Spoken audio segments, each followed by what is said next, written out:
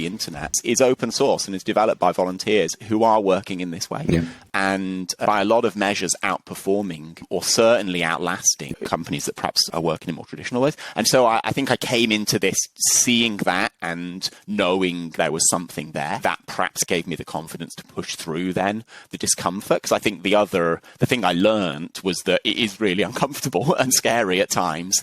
And I just learned to repeatedly challenge myself to be pushed into discomfort. Yeah. That wherever my sense of where the line is, that's probably heavily biased towards command and control.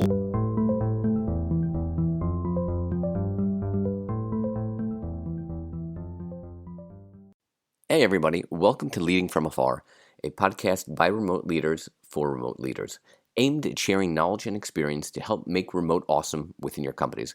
I'm Scott Markovitz. I was the first hire at Envision and helped build the foundations of the company, from marketing, sales, product, operations, and pretty much everything between.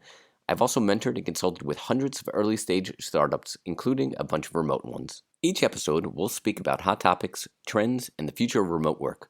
We'll also interview some super smart leaders at all levels of remote teams and introduce you to new tools that can help you succeed as a remote leader. Hey everyone, thanks for tuning in today. I'm your host, Scott Markovitz. Today I speak with Tom Willmot, who is the CEO of HumanMade, about probably the most fundamental principle to being successful in remote leadership, and that's trust. So somehow, after 2.5 years of this never-ending pandemic, there's still some leaders that don't trust their teams. So in this episode, Tom and I dig into how trust is really a two-way street. We speak about when Tom launched Handmade, and this is years before the pandemic started. He was able to trust the team that he never met and never saw in person. He shares insights on how leaders can develop deeper trust within their teams. We also spoke about how teams need to trust their leaders, requiring leaders to be transparent with their teams. And we also discuss what and how much access teams should have to company information, and if anything should be off limits. So, hope you enjoy the show. Hey, Tom. Thanks for joining today. How are you? I'm good. It's good to be here, Scott. I appreciate you taking the time to join us. Where are you calling in from today? I'm in Brittany, which is in, I guess, kind of the northwest coast of France, near a town called Quimper, if listeners want to pull up a map and work out where that is. It is raining today, alas, and I'm about 1 kilometre from the coast. So nice. You can imagine kind of French countryside and wild Atlantic coastline. Amazing. I try to take my geography of northwestern France from my historical World War II. I'm a big World War II fan, so I always try to look for the names of well-known battles there. Nice. There are actually there's some bunkers and things on some of the beaches, some old concrete bunkers. So you can still kind of walk around those and imagine what it must have been like. It's very different today, mostly surfing. Wow, I think that's one of my dream vacations is to do a tour through Europe, through all the major and minor battle areas, but not of a topic today. To start a conversation, again, what we've been doing this season is just bringing up something that's non-related to the conversation. I've read a couple articles, I don't know if you've seen similar in the last couple of weeks, where there's a thought of the real remote revolution is still to come, that what we're in now, and again, this move to hybrid or companies going in on all remote and all this, what have you, is not the actual revolution. That revolution will be forthcoming, I'm assuming, after the pandemic ends, once people start getting into remote and hybrid, and probably in hybrid seeing that it doesn't really work in most cases, and all the kind of chaotic things are going to happen. Thoughts, are we really now in that revolution of moving to remote work, or this is just kind of a false start? Super interesting. It's funny because those of us who've been doing remote for a long time, perhaps feel like we're fairly far along, and it's fairly mature, but actually I think we're right at the beginning of it. I definitely see, to some degree, the remote that we've been doing kind of in response to the pandemic is not the remote I'm sure that we would be designing, post-pandemic or in, kind of whatever the world looks like. So I think there's that. Yeah, there's definitely hybrid. I think a lot of companies are perhaps hoping to have their cake and eat it, where they allow for some of this flexibility that I think employees are now requiring, but still maintain kind of the old ways of working. Yeah. So it's interesting to see how that plays out. I also recently I've just been reflecting on, particularly with this whole kind of metaverse conversation with what Facebook are doing. To some degree, we've framed remote as being about working from home. Yeah. And I wonder whether the larger shift here is actually a shift from work being something that is done in the real world, but to work that's being done online, right? Yeah. Actually, the shift here is that we're moving to working online. Yeah.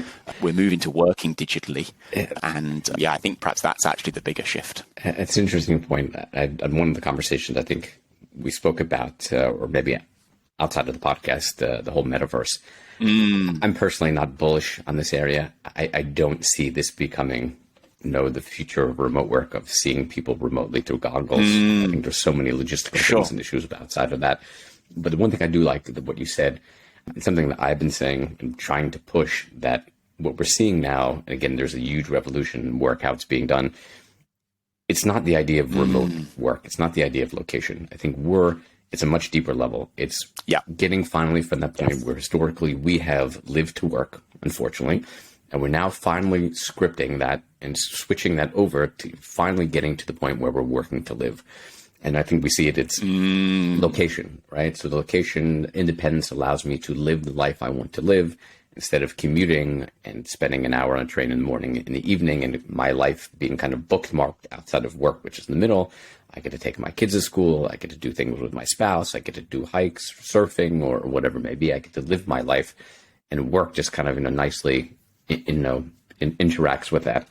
And I think what we're seeing, at least in the US, I'm not sure about Europe, there's lots of issues with logistics and being able to, I know there's a thing with Tesla cars, you have to wait a year plus because the dock workers aren't working, and trains and things like that. Sure. Because, okay, that person who was working at a dock was making $15 an hour, doing very difficult, hard, laborious work.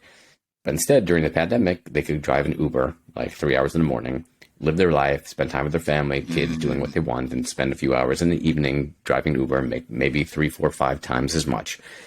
And yes, again, the money, but it really comes down to they had the opportunity to live, again, the life that they wanted to do, what made them happy, what made them most successful and productive.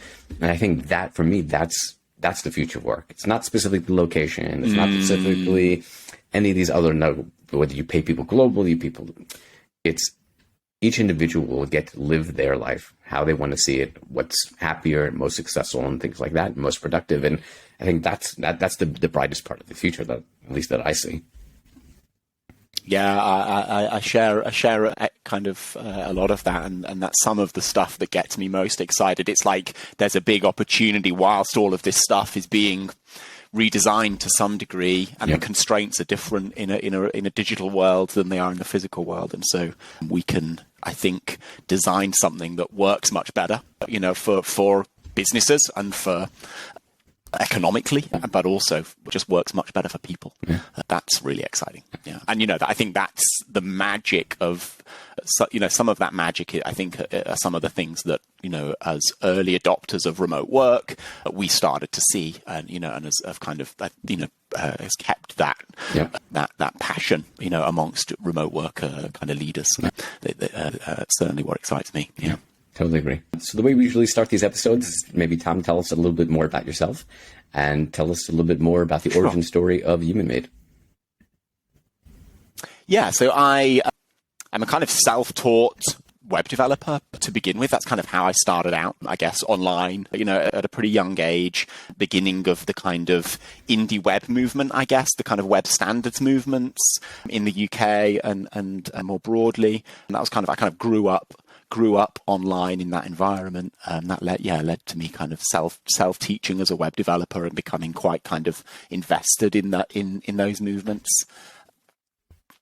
That happened to be around the time WordPress as an open source project was starting, and so kind of early on in WordPress's life, I discovered WordPress and was working as a freelance WordPress developer.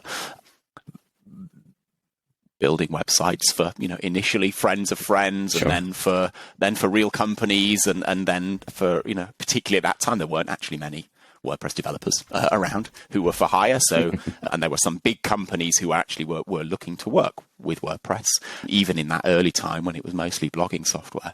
And so that led to me quite fortuitously, I think, getting the opportunity to work on some fairly large WordPress projects fairly early on. And really that, I think that then just snowballed into more and more of those projects, more and more people using WordPress, the kind of WordPress project and its usage really, has been on a growth trajectory ever since, and is still growing to this day, kind of incredibly. I think up to 40 something% of the web now, is on WordPress. And so Human Made then, which was the kind of WordPress agency that I founded about 12 years ago now, I think at the position I was in then was I was quite close to the WordPress project, and I knew a lot of people, particularly a lot of the core WordPress developers who were like contributing to this open source project and knew the WordPress software very well. And a lot of them were volunteers, a lot of them were volunteering around their day jobs in order to do this work. And then on the other hand, I was freelancing for some of these large companies who I really could see needed like WordPress expertise. They were trying to push WordPress, beyond its limitations and use it for things that were, quite a lot more advanced than it had been designed for. And so that, there was quite an obvious kind of marrying of those two worlds, I suppose, that there's these like expert WordPress developers who are volunteering their time. There are these companies who really, really want to hire some expert WordPress developers. And so Human Made really was formed around that. If we can hire these people and they can then help us deliver these kind of complicated WordPress-based projects. And that, that worked and went very well, I would say. And the first 6 or 7 years of Human Made as an agency was really us following that growth trajectory of WordPress, it being used for ever larger and more complicated things, and us just continuing to hire and scale into that. So today we're about 80 people. We're very globally distributed. We're with a team spread across the whole world, the whole time zone spread from New Zealand all the way to the west coast of the US on the other, South America, Africa, Asia. That really grew out of the open source. Again, the open source software projects, WordPress, the community around it is incredibly geographically diverse. And the way that those projects just the work is very akin to how they're working together remotely and very effectively. And so we were able to just adopt a lot of those practices straight in, basically. Really, we grew the company almost as if it was an open source project in the early days. And a lot of those practices informed what we now do today. Over the past few years, we've been kind of diversifying beyond being a pure agency working with clients to build their kind of WordPress-based websites. And we've been building a platform of our own, really taking a lot of the learnings that we had from our time building those sites and kind of baking them into a product that then can bring them to more people and they don't have to build them every time, which is cheaper for them. So that's been quite exciting. That's been a real. There's been a lot for us to learn there, just in terms of kind of product and platform, and all of that. Yeah, amazing. When we look at remote and thinking about how we got here, what the feedback has been for the last two years, where we're going, especially with hybrid. I've spoken, countless times over this time about why remote works and how it works and things like that. And if you kind of boil down whether remote will be successful with an organization or it won't, find like the one core value, the one core thing that sits on is trust. Right? Before anything else, before there's culture and there's engagement and all these other pieces, there has to be trust within the organization. But many leaders don't trust their employees remotely, which is kind of baffling. And especially so much more after they hire them working in their office. They trusted them there. They were doing a great job. And all of a sudden now, like when they went remote, all of a sudden that trust dissipated. How is that possible? Like what's going on here? Yeah, that's really interesting. I mean, I do remember, even as I was coming into hiring people, and I remember debating this with other kind of founders that I knew, even locally, or who were doing similar things, who couldn't quite believe that I was hiring people on the other side of the world and didn't know when they were working. In fact, wasn't even tracking the hours they were doing. And I do remember being somewhat confused by that, that it felt like what they were telling me is that they didn't trust their employees. Yeah. And if you don't trust your employees, whether they're in the office or not, it doesn't really feel like, that feels like quite a serious problem, right? I think what I've come to see over time, though, is that I think a lot of this is that in office, the signals that we're looking for as leaders that build that trust, then a lot of those signals are not going to be there when you are remote. You're not going to be able to rely on those same factors, particularly just presence, that being able to see where people are is reassuring. And I can definitely understand that. And that when that goes and you haven't put in place the things you need to put in place to be able to replace that, those signals, then you can feel like you really don't know what people are doing. Yeah. The truth is I always knew what people were doing, and I had plenty of signals that I could use.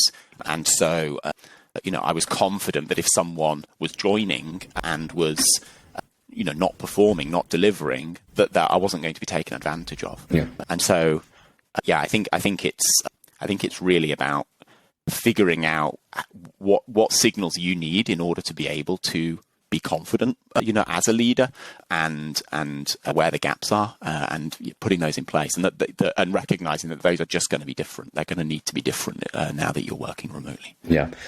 So before I dive into the signal question, what they are, how you measure them, you've been doing this for a long time, long before the pandemic came around, like I have been.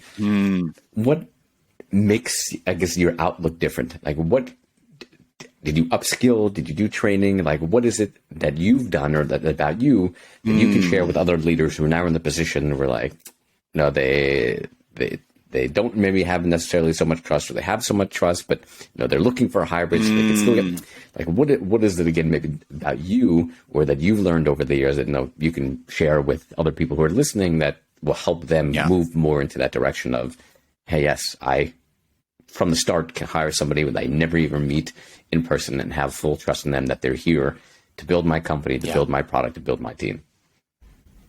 I think I've got almost two answers to that kind of come at it from different directions. I think one is that just because I had spent quite a lot of time in the open source community, I think that was really powerful. I really saw there how a group of people from all over the world who are not even being paid, they're just volunteering the spare time they've got, and often there really isn't much leadership, actually, they're even self-organizing, are able to achieve just really amazing things. And that's still true today, just a significant portion of particularly the foundational software of the internet is open source and is developed by volunteers who are working in this way.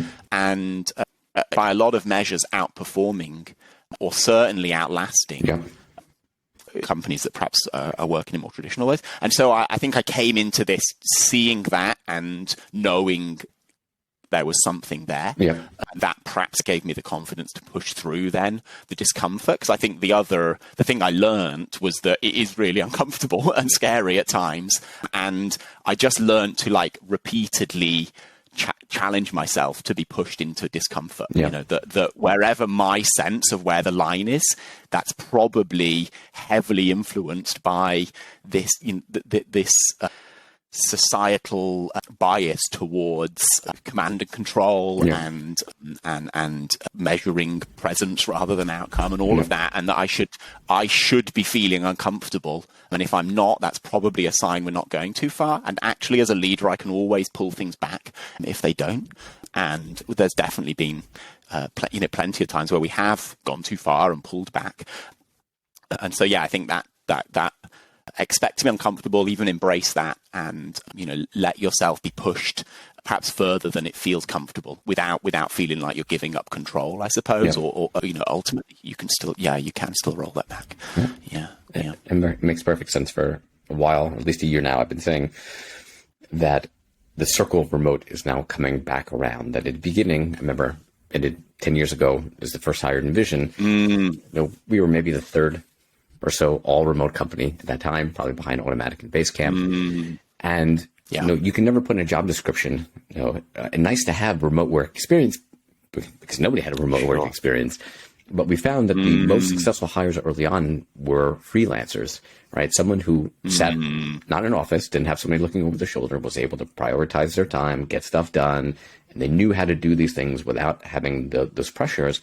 And they were the most successful that we had over the years in remote work. Yeah. And it seems like, again, the entire remote model is moving toward that, whether it's the 4-day week or it's moving towards getting rid of time altogether and async communication and all the stuff like that. So I definitely kind of agree with that point. And kind of to take it further, to go off that idea of measurement. Historically, productivity used to be measured, and I think in a lot of cases really faked, by the time that you're in the office or the time that your boss saw you sitting at a desk. And that's certainly going to be replaced by what I like to have is just a simple math equation. You have a deliverable plus a time frame, and that equals productivity. And again, I think it's a hard for the future. But why should and how can more leaders transition their definition of productivity to be actual output versus presence, as you've mentioned it? Yeah, I think it's actually a fairly deep question, I think, because I think actually what that requires is quite a revolution in leadership and management, right? That if as a manager you are in a position where as long as your team are present, you're succeeding, like that is also not a definition of success for management or leadership that is acceptable, right? And so in reality, right, as a leader, you should be accountable for outcomes, and thus, present shouldn't be enough because that is not leading to those. And so I think it requires almost an organizational shift towards ownership of outcomes and then transparency of the outputs that are like driving towards those outcomes. And I think the more that you can the more that you can spread kind of ownership of those outcomes and that transparency, the better. That at a minimum, leadership need to be clear what the outcomes are, and they need to have visibility of the outputs of everybody. I think much better actually if everybody understands what outcomes we're driving towards. Like ultimately, even output is not a great measure. The better measure is outcome, even, right? That we're all actually trying to do something, and like even if you have written loads of code that might look like a lot of output, have we actually achieved the goal? Is even more important question. And so I think there are positive steps you can take away from just being present. But I think ultimately that leads ultimately to quite a revolutionary place in terms of leadership, or asks for quite a lot of change, particularly if that's like not how you've worked as an organization. That's probably quite a large change program to go through. Which again, if you're a middle manager or something, again, that's probably quite challenging to drive all of that change. Just from where you are. Interesting. Thinking about that idea. I wonder what you think to that. Have you run into that kind of, I guess, the difference between outputs and outcomes? I hear a lot of talk about measuring output in remote work, and that's better than measuring time. But then a lot of the kind of leadership work we've done is that's all about outcomes, right? Output is not enough. So I wonder whether that's something you've run into and how you've kind of thought about that. I think just like as you said, I think the output is a great first step, getting people away from the presence, because again, presence. I would always argue when I would especially meet founders here in Israel, and I go through this whole idea of remote work, and they were fascinated, and they would come like, well, I need to see my people doing this all day long. So, I mean, if you're in the office for 8 hours, who knows if 4 hours they're spending on Facebook or YouTube or what have you. So the fact that they're sitting there on YouTube half the day, that means they're productive? Obviously doesn't. So a much better way to measure that is obviously output. What are they putting out at the end of the day? But then I think, yes, as you said, the next generation past that is the outcome. Now, out of that output, how much outcome, what positive growth to the company, to the revenue, to whatever, to the culture, is that output having? And I think it's definitely steps. I probably certainly wouldn't say for any company, that's been using that presence, even now in a remote environment. Okay, when you get in the morning, check in on Slack. When you get out at the end of the day, check out on Slack. And have your schedule, your status, and all that stuff. Like, please, no, let's move past that. And definitely take that first step of, okay, let's just focus on output. Okay, here's what you need to do by this time. And if you can do that, great. Let's get that solidified. Let's become successful at that. And we've gotten away from that mentality of presence. And then hopefully as a next step, we can move on. Which I think kind of, I like that. To your point about the impact and the revolution, for me, I think this is really the biggest part of where the revolution comes. And I know I've hinted before talking about like the 4-day work weeks. And I know there's lots of companies that are moving towards that. I had Natalie on it from WildBit on, even though we didn't talk about that in this conversation. But if let's just even going kind of step number 2 of changing the definition of productivity from presence to the deliverable. Do you think that really means the end of work schedules as we know them? Because again, if it's, hey, I really need this code, I need this blog post, I need this sale done by Tuesday at 4:00, and it's crystal clear exactly what you have to deliver, and exactly 4:00, it's 4:00 GMT, it's not 4:00 my time or your time or West Coast or something like that. Does that, for me, I think this is the most exciting opportunity. Does that really fully get us towards like that freelance model and that idea of trust that, okay, Tom, if I need this thing by Thursday at 12:00, and today is Monday morning, then I probably really don't care what you do between now and Thursday at noon, right? Because all I care about is Thursday at noon that you give me that.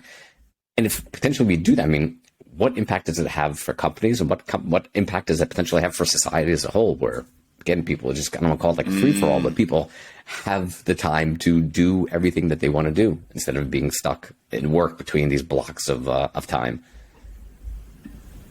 Yeah.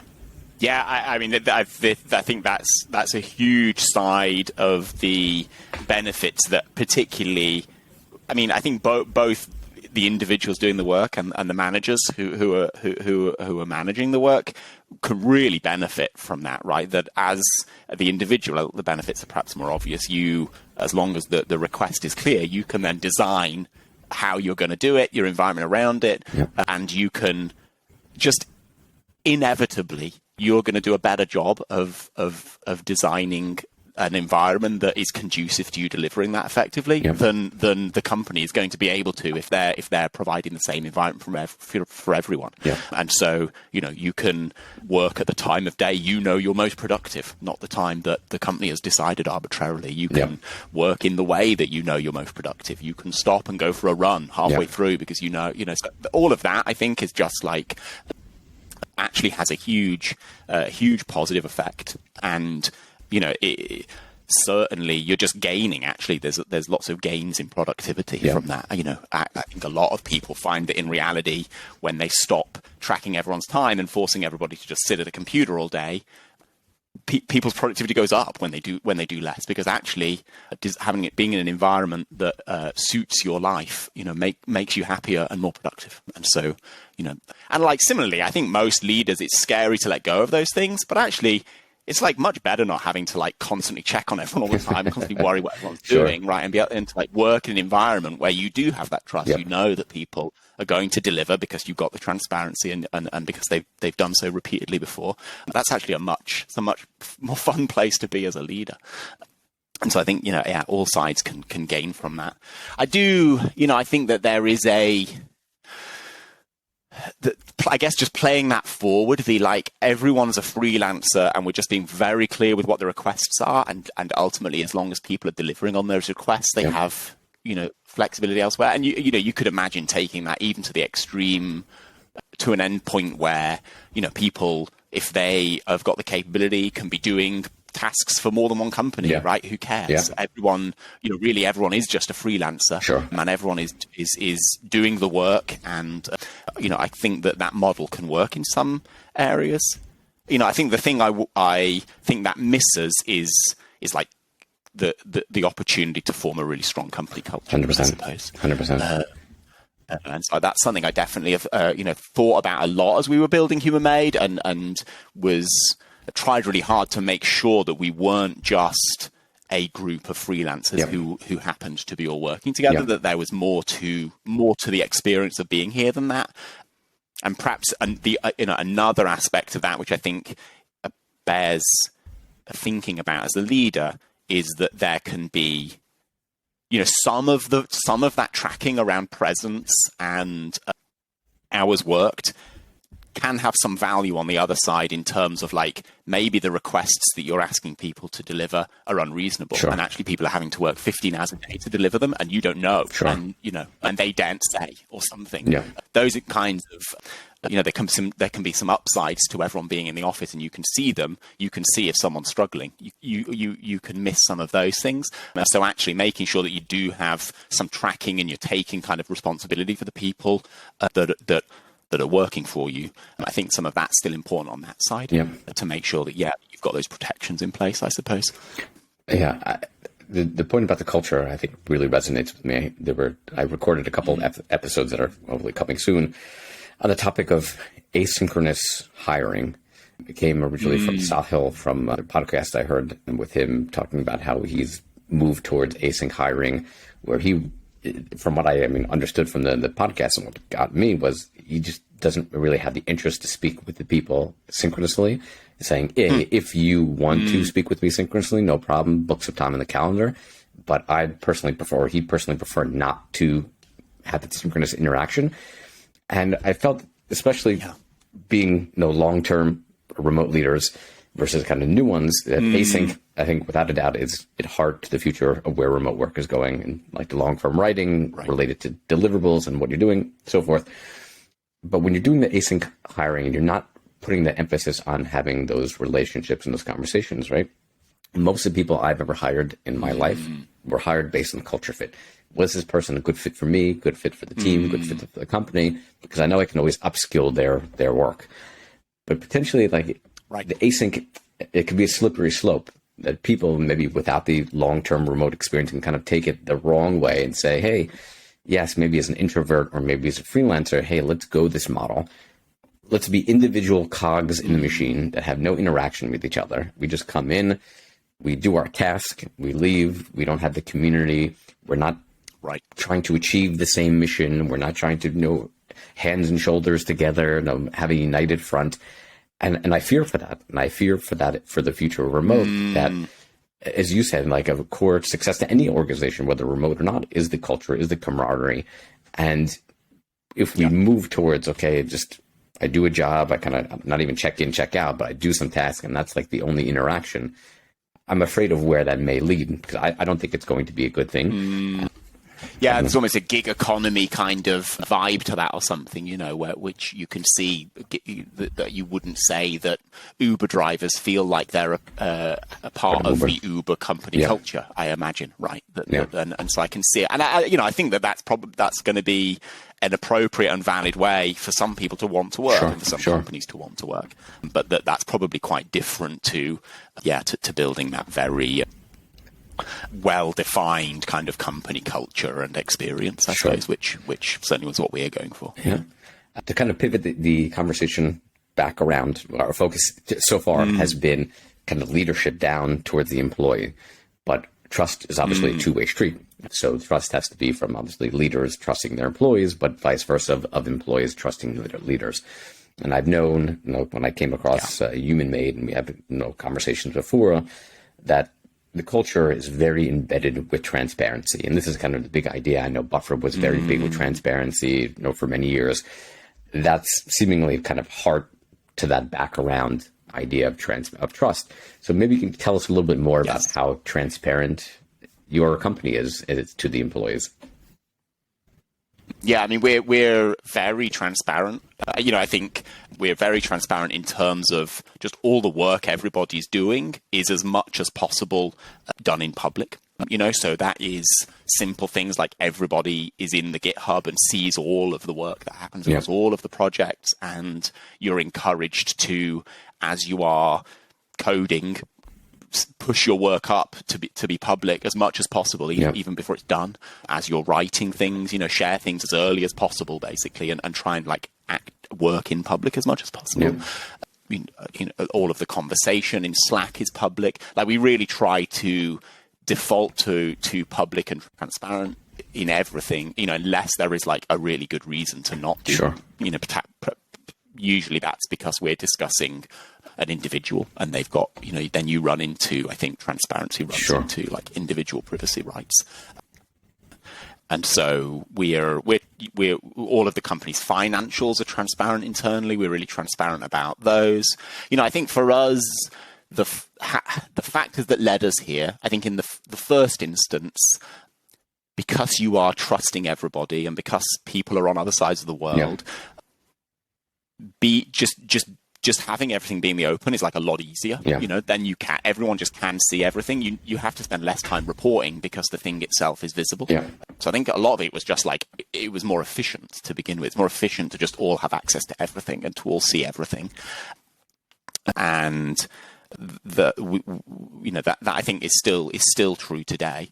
I think also, as you're growing and you're delegating decision making, people ultimately need access to the information they need to be able to make the decisions, especially in if you're distributed across lots of time zones, the latency that can add into things like decision making. If someone's got to go and check, they can't see the financials because they need to go and ask the head of finance for that, and there's a 24-hour turnaround on asking that person a question because they're on the other side of the world. And so again, there's like it's more efficient, and gives people access.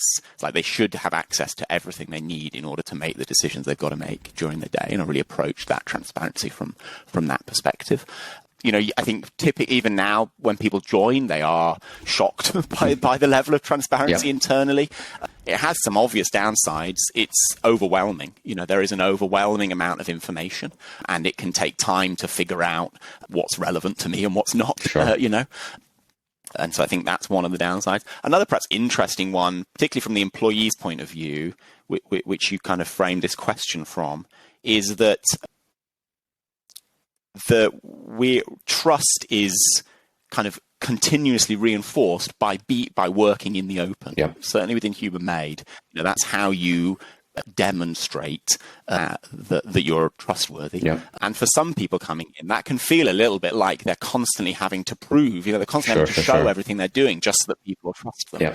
And it can take a while for us to kind of, I think people get used to that and to become comfortable with it and kind of understand the subtle cultural difference there. It's not that everyone's constantly checking everything. It's just that we work in the open. We work in the open as much as possible, and trust is like a natural byproduct of that, I think. That's a fantastic point. That idea of somebody coming in who didn't come from that type of culture, who comes in and is very, play the cards close to the chest, and you don't have that confidence. If I share something, maybe it's going to be taken the wrong way. Maybe it's going to be taken. Maybe it's going to be put down on. And having to go through that process of getting over it and understanding, okay, this is for the benefit of everybody. And by me sharing that, it allows people to understand what I'm doing. It allows people to give me, honest feedback. It allows me to get better, because by me getting in that process of sharing that openness, I really like that. It's an interesting point. I wasn't thinking about how somebody new that doesn't come from that culture, how that transition looks like. Anything you would think with it, or that you have in your organization that shouldn't be shared? Obviously, if it's something like personal, if you need to give someone constructive feedback, obviously, that's I think a no-brainer. But is there anything? Because I remember Buffer, again, they were very transparent publicly about everyone's salaries, and they kind of had a bit of unhappiness about that. Anything you think is like off limits that you just shouldn't be shared? Yeah, we don't. Just individual salaries are not transparent internally. Although the system we use to set salaries is transparent, but individual people's pay isn't. I think we've just not seen a great reason to do that, and particularly I think culturally that would be very unusual in quite a lot of parts, a lot of the world. And so I think being as we're very culturally diverse and are very spread out, we're not like a remote company that's mostly US based. We're really very, very spread out. And so that's felt like a step that we've not taken yet. I'm not sure whether we necessarily ever will. other than that, yeah, I mean, anything to do with kind of individual performance improvement plans. That's another area of where we don't have as much transparency. And it's one of the challenges, I think, when you are so transparent. It's like anything that's not transparent really sticks out. Sure. And the interaction between this non-transparent world and the rest of the company, which is very open, can be challenging. So we run into that. Perhaps a third one, which we're facing more now, actually, that we're building out this platform, is really around, I guess, kind of security, privacy principles, a lot of which come from the perspective of you only have access to things you need. And so that's been playing out kind of interestingly internally for us. That in the beginning, we would have just given everybody access to all of the code across all of our client projects, because they can learn from that. They can learn from each other. They can see what's happening. Sure. They can cross-pollinate ideas. As we're now, I think just even the perceptions and the kind of shift we're seeing in kind of even in like people's privacy expectations and things. I think some of that's starting to shift, and we're now starting to see actually we really should only be sharing, some of these things. We should be respecting either the client's privacy or the users of that client's software. For example, if one of our clients has a database with 1 million users in it. I think 5 years ago that database would have just been internally accessible. Sure. Now that definitely wouldn't be the case. We would be, and so I think that there's some interesting kind of security and privacy considerations. It's not just as simple as give everybody a super admin account on everything, anymore, at least. Yeah. Interesting perspective of the privacy security piece. We talked about transparency. I came across your employee handbook maybe about 6 weeks ago, which is obviously publicly available. Not working at the company, I was able to track it down. Fantastic things in there. Yeah. Talking about things like reimbursing employees for expenses that are occurred when wanting to try to meet up and work with another employee. Things around like mental health programs and so much more. Why do you think is it so important that this company information be available to the world? Obviously, to the employees, okay. But to the employees, to the world itself. Yeah. And maybe kind of a secondary point, what are maybe your 3 favorite items from the handbook? Okay. I think there's been some really great benefits from having that be public. I think to begin with, it just felt natural. One of our values was this work in the open, again, coming from open source, where you just share a lot of what you do publicly in case it's helpful. Yeah. And so I think it was formed from those kind of values that we already had in play. I think in practice, we've seen 2 huge advantages. One is the amount that people who are perhaps interested in working at HumanMade can self-serve before they apply. People arrive for a job interview at HumanMade knowing everything about how we work already, and that enables them to answer a lot of questions. It also is often referenced as being a significant factor in them deciding to apply. That it gave them an insight into what it must be like here, what our culture must be like. It kind of backs up perhaps some of the things we're saying in some of our more marketing speak, and makes that kind of evidences that. It's harder to fake, I suppose, and so I think it's been really important for us actually in terms of just selling what it must be like to be at HumanMade, which is very valuable given how competitive it is, in terms of hiring, particularly these days. The other area that it's been really helpful is just people will constantly send us improvements to it. People will read it, maybe they'll copy some of it into their company handbook, and then over time they'll run into limitations of the approach, and they'll send those, they'll make changes and send those back. So we've benefited from kind of crowdsourcing how to improve a bunch of those policies or whatnot, which that's been really nice. I just I love seeing that. Love seeing even just typos and things. That's really helpful. Almost to some degree the benefits we would tell people internally that they will get if they work in the open. I think we've got those, from our handbook. Okay. 3 of my favorite things. We're actually undergoing a pretty large redo, I guess, of the handbook. We're rebuilding it from the ground up and reevaluating a lot of the content in there, and are expanding it in scope to kind of be more of a complete company playbook. perhaps taking quite a lot of inspiration from GitLab, actually, who I think just, they're the people I look up to when it comes to a public company handbook. And so mostly my mind is in all the ways that the handbook needs to be better. So I guess I'll just preface it with that. I think things that stand out for me, like I think our maternity, paternity policies have always been, they're often referenced, as really standing out to people when they join. I think we're particularly generous in those areas, probably quite heavily informed by the fact that have come from Europe, kind of culturally as a company. That's an area. I think the remote work allowance I really like, just from a kind of point of view of like trusting people to just make all of the decisions around that, and just saying we want you to have a remote work experience that like has the edges smoothed off, and so you should just use this money to do that, whether that means getting better internet at home or work. You need to go and work from the coffee shop every Wednesday afternoon because the kids are off school or something, like just whatever it is. There's going to be a million versions of that. We trust you. So I like that. A third one. No pressure. No pressure. I think, and this is an area I think we could go much further, but I think like being clear about kind of company values and some of the kind of more philosophical underpinnings of things like our openness and our transparency and how we communicate. I think we have some of that in there, and actually I'm often surprised how much that is referenced when people join as being important to them, because I think it could go way further.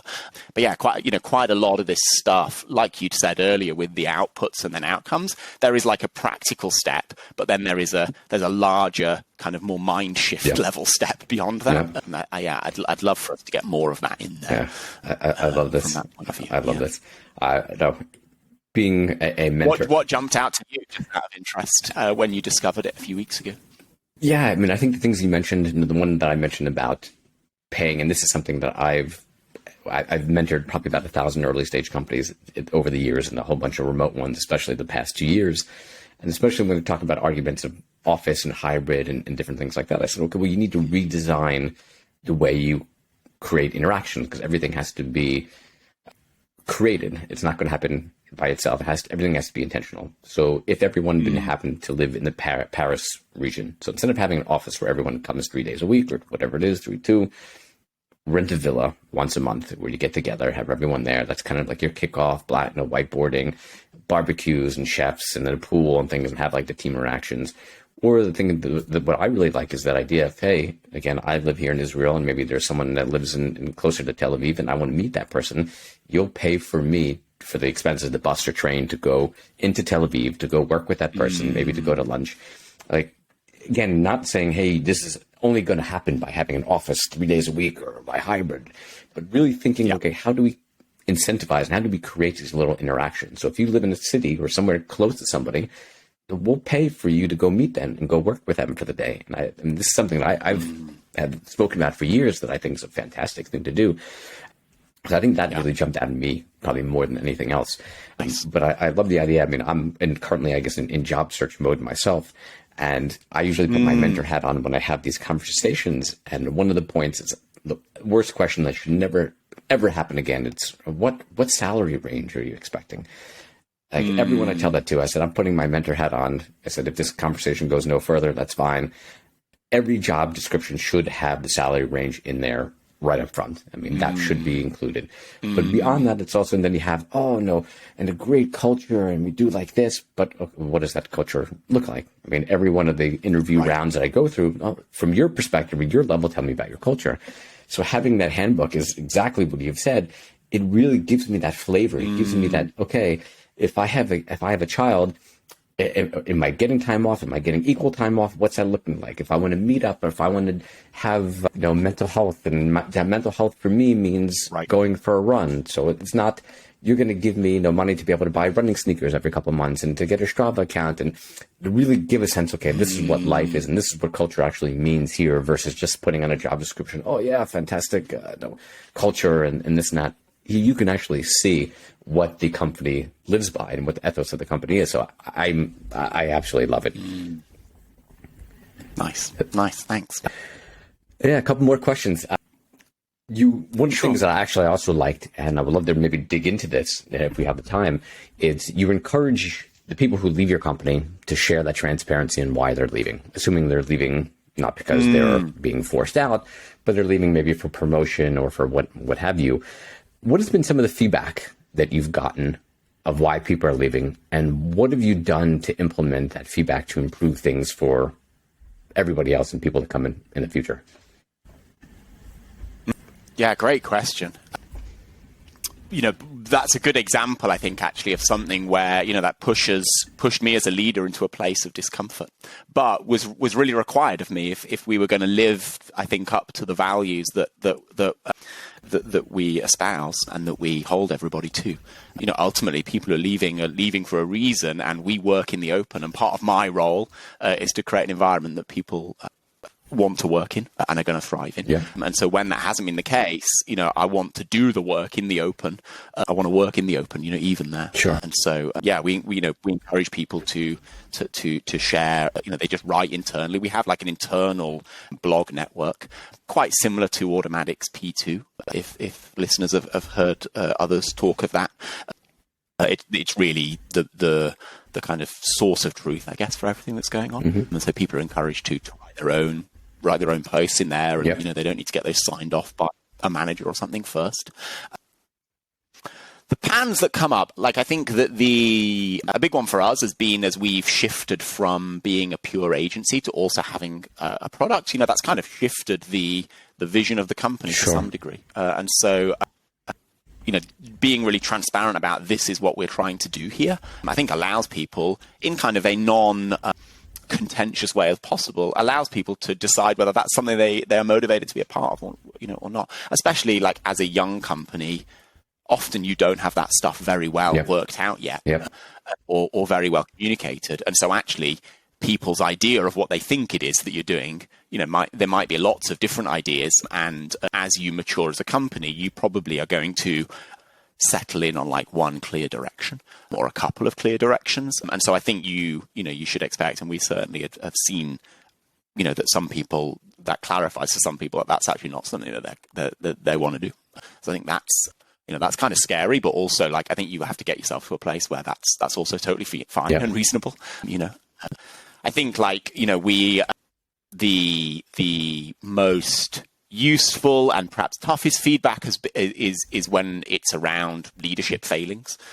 I think that is that's and particularly I'd say about 12 months ago, maybe 18 months ago, I think we had grown to a place where the kind of leadership team that we had in place was needed to level up, and we were seeing that reflected, in some of this feedback. And so that was, again, kind of, I guess another value of just having that all happen transparently is then the work that I'm doing, the work we're doing as a leadership team, we can really concretely tie to these things and then demonstrate progress. And again, that kind of demonstrates that then is really authentic and kind of creates trust, I think. Yeah. And so, I think we've definitely seen around with the pandemic and just it's got a lot of people evaluating their lives, and so we've had a bunch of people who have just had great opportunities come up or have decided on a change in direction. Those have been just great to see, and not so much for us to take from that other than be happy for people that they're going on to something that's ultimately going to make them happier. Amazing. Hopefully. Last question I have for you, for people like us leaders, old school leaders who are listening to this episode, who are now inspired and fired up and charged to make the changes within your organization and looking to now go in and dive deep into transparency. You have maybe a few recommendations of things that these companies and these leaders can do to add in some transparency within their companies.